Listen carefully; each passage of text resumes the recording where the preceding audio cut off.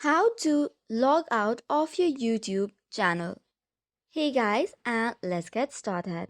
There are two methods by which you can do it. For the method 1, open your YouTube channel, tap on your channel icon. After that, tap on switch account option, which will open all the accounts that you have. From here, you can select on manage accounts. This now opens the device settings. Now here you will see different accounts that you have. In order to remove or log out of your Google account, you'll have to remove the account as well. So tap on remove account and then verify your YouTube logout. Method 2 could be clearing your YouTube app data. In order to do this, the process is quite simple. For this, just go back and long press the YouTube app and go to app info. You can first force stop the application.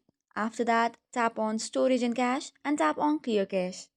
This will now clear all the app data and then you will have to log in again, which means you'll be successfully logged out of your Google account.